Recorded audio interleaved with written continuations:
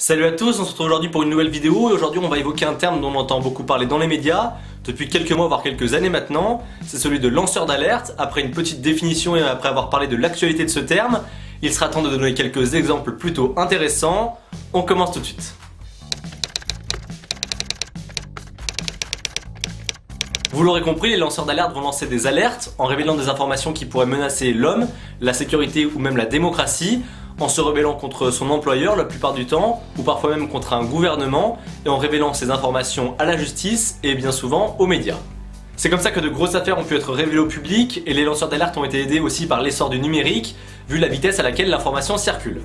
Dans l'actualité, la France a adopté une définition élargie du lanceur d'alerte qui faisait partie du projet de loi Sapin 2 et qui permet de ne plus condamner pénalement un lanceur d'alerte. Selon cette définition, le lanceur d'alerte signale de manière désintéressée une menace pour l'intérêt général.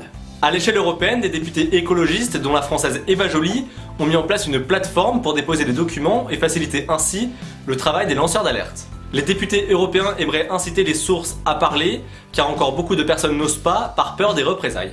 Toujours selon les députés écolos, le scandale Volkswagen aurait pu éclater bien plus tôt, car selon eux, beaucoup de personnes étaient au courant que les tests de pollution étaient truqués, mais beaucoup n'ont pas osé parler, et ils espèrent donc que cette plateforme va remédier à ça.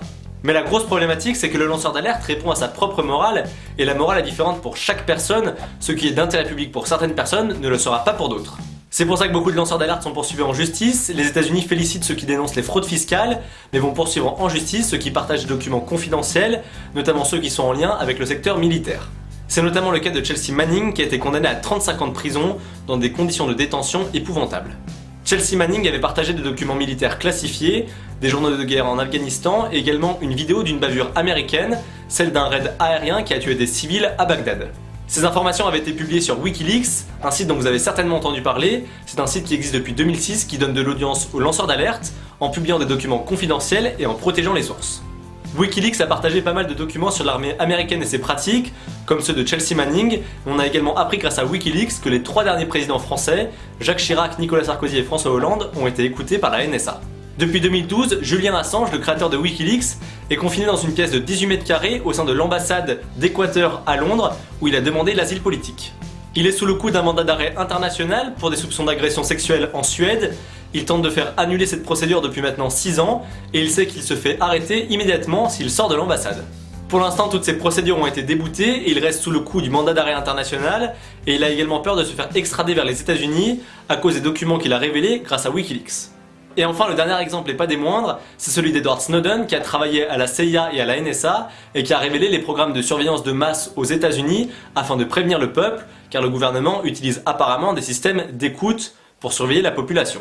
Pour échapper à une arrestation, Edward Snowden s'est exilé à Hong Kong avant de trouver refuge en Russie qui lui offre l'asile jusqu'en 2017. De toute manière, dès qu'il faut faire un peu chier les États-Unis, la Russie est là. En tout cas, grâce aux révélations d'Edward Snowden, le Guardian et le Washington Post ont reçu le prix Pulitzer, l'un des prix les plus prestigieux en matière de journalisme.